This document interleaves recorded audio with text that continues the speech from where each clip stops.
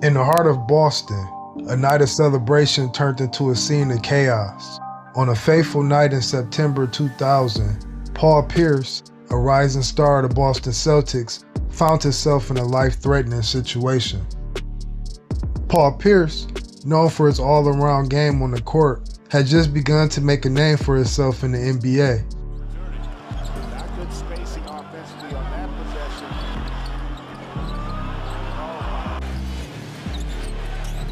Pierce spinning, pulls up. Pierce, James is there. Pierce, tough shot. And watch Pierce here with the move.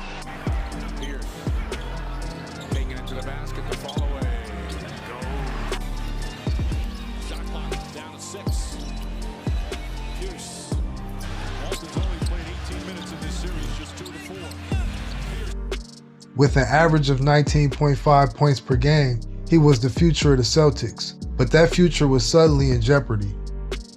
It was just after 1 a.m. when a fight erupted at the Buzz Club. Eyewitnesses reported chaos as multiple individuals were involved. In the midst of it all, Pierce was stabbed multiple times. September 25th, 2000.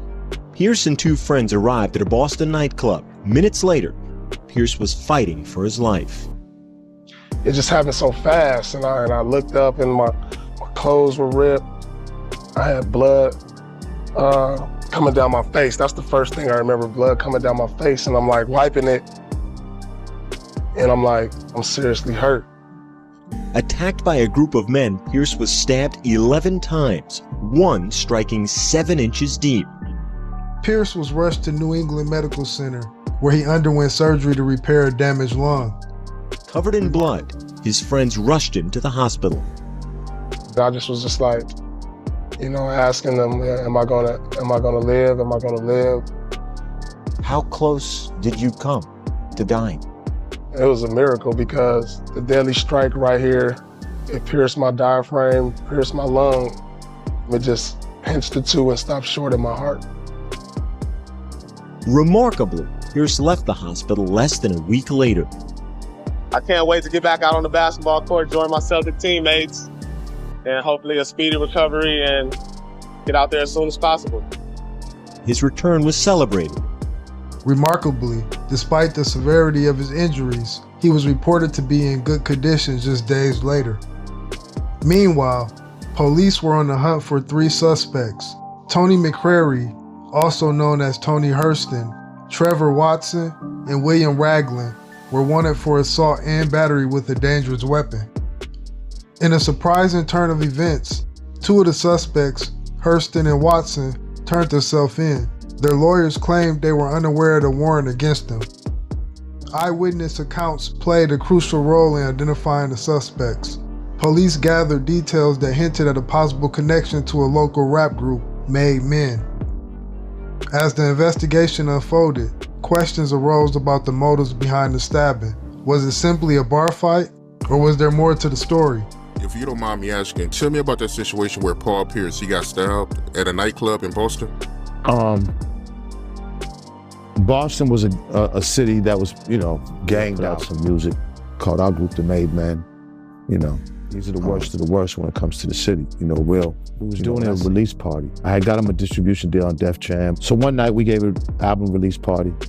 We're downtown, so I guess the Celtics had came that night. Now, I knew Paul from Kansas because I'm a big Celtics fan, and we was drafting him #1. He was the shit. He was the shit coming out of college. Something had happened, me and my man Hirsch, something had happened, because we're in the club, and let's say me and Hirsch are over here by the pool table, and they over there by where the music's at, the DJ. When Paul got there, right, I didn't know, I couldn't recognize him.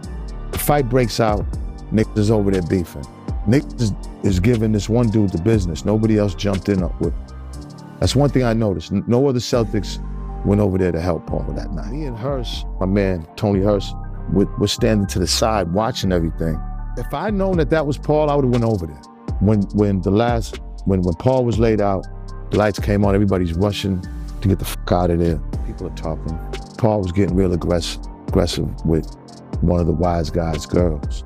He told him to chill, and I guess Paul didn't chill. And he was being real aggressive with his girl. The rest is history. Police remained tight-lipped, focusing on gathering evidence. The incident sent shockwaves through the Boston community.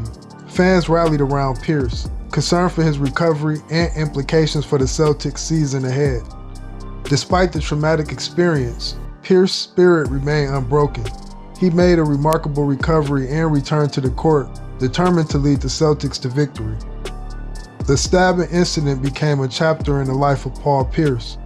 Stabbed 8 times, nearly died. Talk to me about that. You know, I was young, hanging out all the time, going to the clubs. And so it was a night when I went in, Buzz Club, and I caught myself talking to some young ladies. I'm single at the time. Next thing I know, a guy approached me like, don't talk to her. And I'm like, what? And she like, I don't really mess with dude. Next thing you know, I'm in a tussle with him. It happened so fast, man. The next thing I know, the story come out, I was fighting with 3 guys. Once it was all over with, it's over, I'm standing up. I didn't even know I was being stabbed. And so I look up, I got a jacket on, and my jacket is red, blood everywhere, leaking down my face. I can really keep my eyes open. And they like, you stabbed. You need to go to the hospital. I was with Derek Battie and Tony Battie was at the club that night. Man, that night changed my life, man. I remember being at the hospital, banging on the hospital door, asking, am I gonna die? Am I gonna die? I'm having shortness of breath. It really changed my life for me to get through that. Where you got stabbed at? I got stabbed 3 times in the stomach, 5 times in the back by like 2 different knives. And then bottle too, right? Got hit upside the head with a bottle. I got a scar on the right side of my eye. I had to have plastic surgery all on this part because it was all scraped out. I didn't even know when you adrenaline is flowing,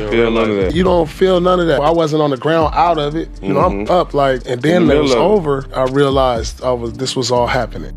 A reminder of the fragility of life and the resilience of the human spirit. Today he stands not just as a basketball player, but as a symbol of perseverance. But let me know in the comment section what you think about the Paul Pierce stabbing. And as always, I appreciate you for tuning in, and I'll catch you at the next one. It's your boy Dizzle. I'm out. Peace.